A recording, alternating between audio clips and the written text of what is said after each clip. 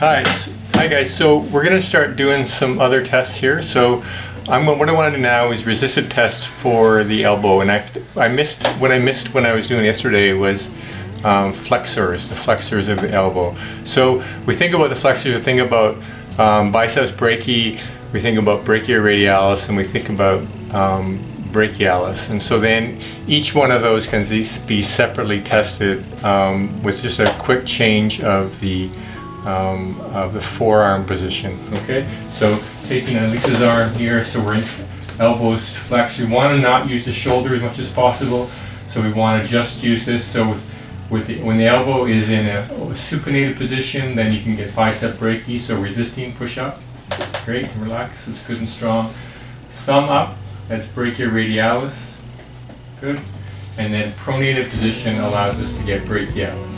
Now, some of those muscles clearly work in those different positions, but that's a way to differentiate. So the same sort of deal happens with pronator. So pronation, when we're testing pronation, we're getting both pronator teres and pronator quadratus.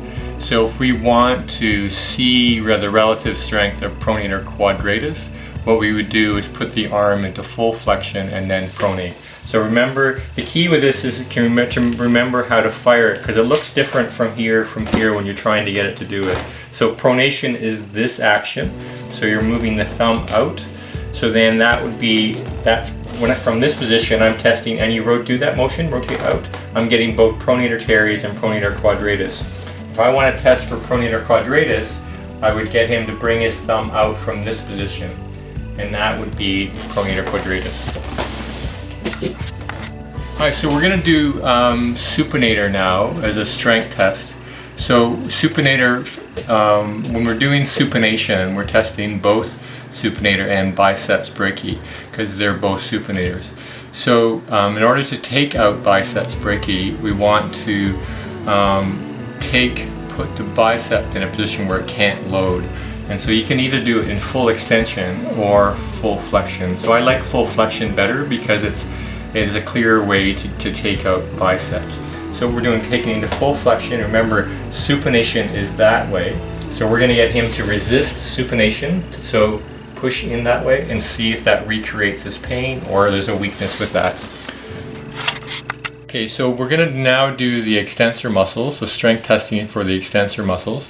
So we're going to look at ways to isolate them as much as possible. So when we do the extension, we're getting all of the extensors, the whole group that comes through, that attaches through here.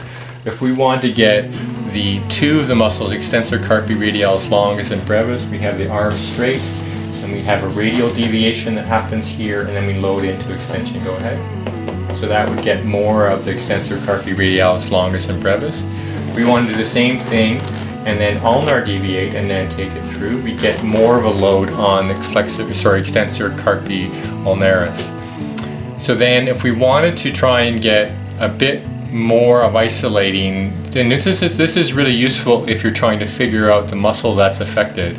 And extensor carpi radialis brevis tends to be one that's the most affected with tennis elbow, for example. And so then if you can get more pain with that on that tendon muscle, it really helps you to eliminate or sort through the muscle that's affected. So if we look at extensor carpi radialis longus or brevis, the key thing is whether the arm is straight or not. Is the longest, it's longer and it attaches across the elbow.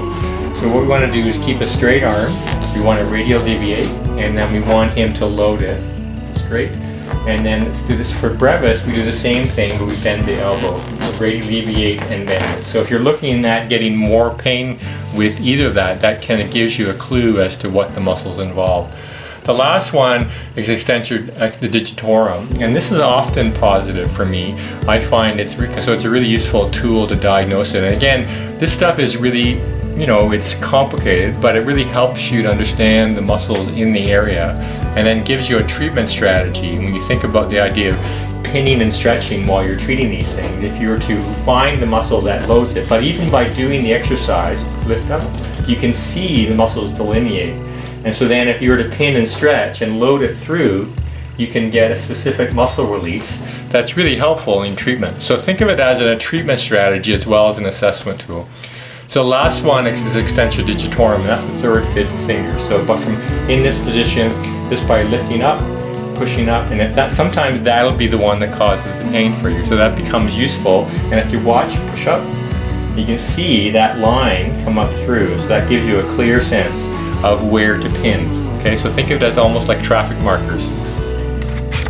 So now we're going to isolate for flexor carpi radialis and ulnaris. And so the key is that both of them are wrist flexors, but we can isolate a bit by having them deviate to a certain position.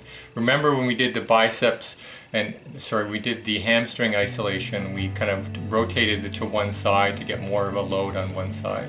And we do the same sort of thing with this. And so when we're so we're looking at wrist flexion, and so then that's the action we're trying to do. So resist, come up. So if I were to radially deviate and then get him to flex, that would get flexor carpi radialis. If I were to radially ulnar deviate in a shortened position and then load it, nope, going to flexion like that, I would get more of the flexor carpi ulnaris.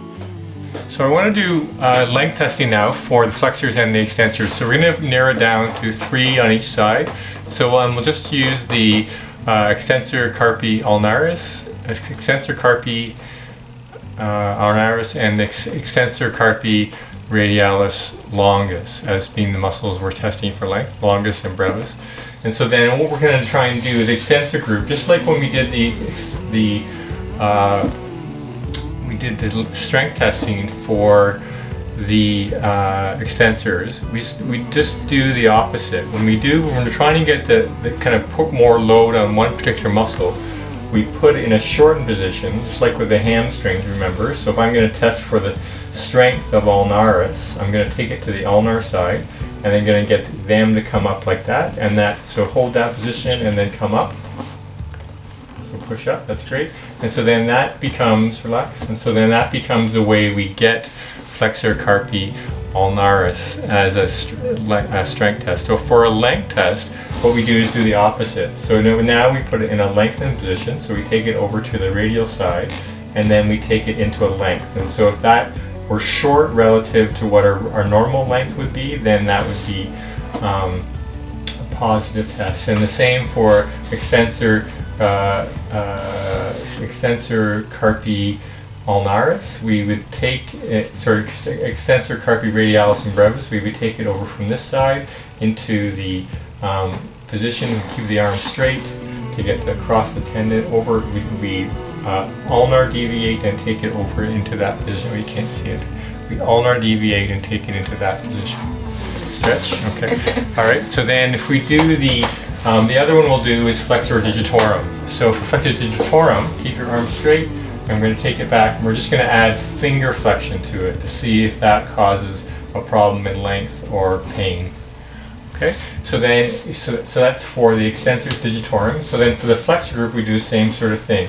So when we're testing for the length of flexor carpi ulnaris, we take it to the radial side, and then we take it into a stretch position, arm straight. And then the same thing when we're testing the length of the flexor carpi radialis, we take it into the ulnar side and we stretch through here. And then if we want to get a length test for the fingers, we just add fingers to the flexion to add that, and that would tell us if that were causing more discomfort or shortness, then that would be maybe that muscle. But that wouldn't happen so much, and that's why the strength tests are better tests